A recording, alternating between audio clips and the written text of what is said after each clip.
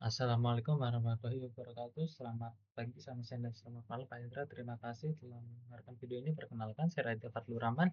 Namanya 058 menjelaskan terkait artikel saya yaitu Visualization and Forecast for Pollution That Threat in ASEAN.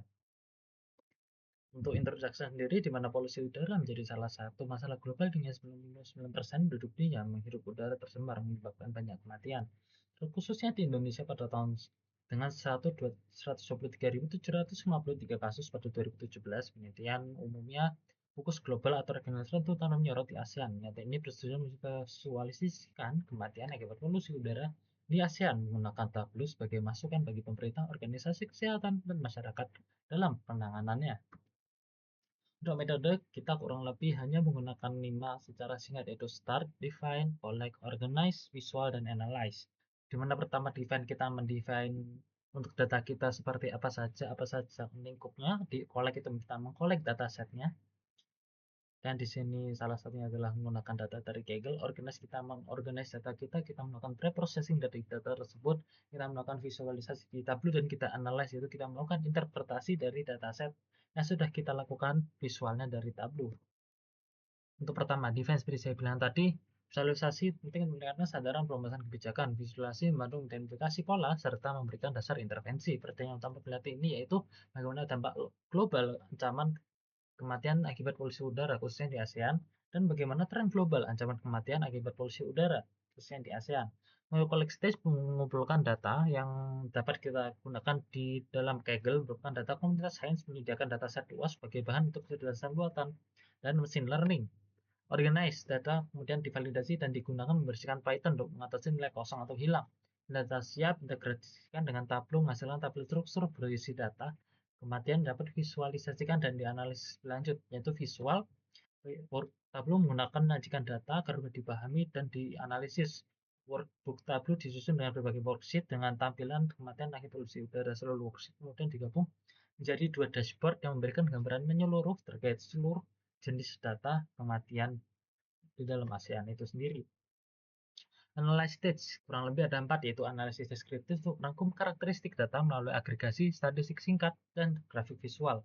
2. Analisis peramalan menggunakan data historis untuk prediksi hasil di masa depan.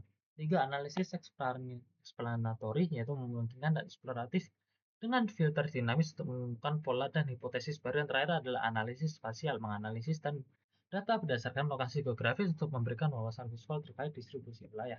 Untuk result dan discussion ada 2 tadi yang kita define di awal. Dan pertama, what is impact of air pollution that threat in ASEAN? Berdasarkan grafik di atas melihat bahwa jumlah kematian polusi udara paling tinggi di Afrika dan Asia, jauh lebih besar dibandingkan benua lain yang relatif aman.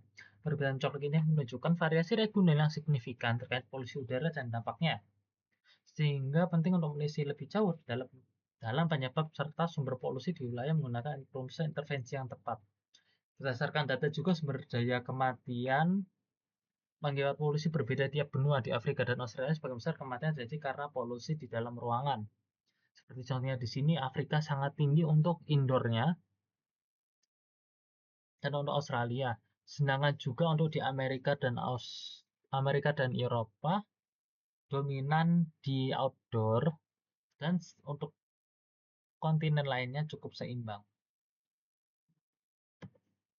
Lalu selanjutnya adalah untuk air pollution total per death-nya, menunjukkan total kematian akibat polusi udara di negara-negara ASEAN. Dan Asia dari 1990 sampai 2017, Afghanistan mencatat angka tertinggi dengan 7.080 kematian per 1.000 penduduk. Belau ASEAN, Laos, Myanmar, dan Kamboja menonjol dengan tingkat kematian tinggi, di mana Laos menjadi yang tertinggi dengan 5.415 kematian per 10.000 penduduk. Filipina, Indonesia, dan Vietnam berada tingkat sedang, dengan Malaysia, Thailand, dan Singapura dan Brunei memiliki tingkat kematian relatif rendah akibat polusi udara. Selanjutnya untuk scatter plot berdasarkan tingkat kematian akibat polusi dalam dan luar ruangan di negara-negara ASEAN dapat dibagi menjadi 2 klaster, kematian tinggi dan rendah, di mana di daerah menggunakan Kamins, daerah menggunakan polusi rendah, yaitu seperti Filipina, Vietnam, Indonesia, Thailand, Malaysia, Singapura, dan Brunei. Dan paling tinggi adalah Myanmar, Laos, dan Kamboja. Tanpa upaya pencegahan, negara-negara yang berpotensi dapat berpindah ke klaster tinggi seperti Filipina, Vietnam, dan Indonesia karena masuk di perbatasan tengah-tengah. Apa global trend air pollution death threat? Peramalan dengan tablo menunjukkan bahwa angka kematian akibat polusi udara masih terjadi di tantangan besar di Afrika dan Asia. Afrika diprediksikan turun pada dari 5.922 kematian pada 2016 menjadi 4.848 pada 2026, sementara Asia dari 3.411 menjadi 2.498. Sebaliknya Eropa dan Australia diperkirakan mampu menekan harga kematian hingga mendekati 1.000 per 100.000 jiwa, sehingga menegaskan perlunya upaya berkelanjutan mengatasi dampak polusi udara khususnya di Afrika dan Asia, meskipun nelayan-nelayan telah menunjukkan kemajuan yang signifikan. Di ASEAN, Laos, Myanmar, dan Kamboja berada di klaser kematian tinggi, sedangkan Filipina, Indonesia, dan Vietnam berada di tingkat menengah dengan Malaysia, Thailand, Brunei, dan Singapura di tingkat rendah. Malaysia diperkirakan bisa melampaui Laos sebagai negara dengan angka kematian tertinggi pada 2026. Kondisi ini menunjukkan pentingnya langkah pencegahan agar negara dengan tingkat menengah tidak bergeser ke kelas tertinggi melalui regulasi ketat, energi bersih, transportasi publik, serta peningkatan kesadaran masyarakat. Secara kesimpulan adalah kematian akibat polusi udara masih menjadi isu global yang serius dengan Asia dan Afrika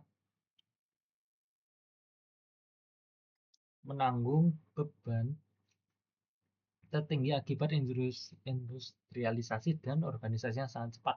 Meskipun tren umum menunjukkan bahwa penurunan angka kematian hingga 2026, proyeksi mengungkapkan bahwa negara-negara Asia, khususnya ASEAN seperti Myanmar, Laos, dan Kamboja tetap menghadapi resiko tinggi, sedangkan negara lain seperti Singapura, Brunei, Thailand, dan berada di tingkat rendah. Eropa, Amerika, dan Australia menunjukkan kemajuan signifikan dan menekan angka kematian mendekati 1.000 per 100.000 jiwa. Kondisi ini menegaskan pentingnya upaya berkelanjutan melalui regulasi kualitas udara, penggunaan energi bersih, transparansi langkah lingkungan, serta peningkatan kesadaran publik agar penurunan angka kematian dapat merata di seluruh wilayah kawasan. Sekian, terima kasih atas perhatiannya Pak Hendra. Saya Raditya, terima kasih. Wassalamualaikum warahmatullahi wabarakatuh.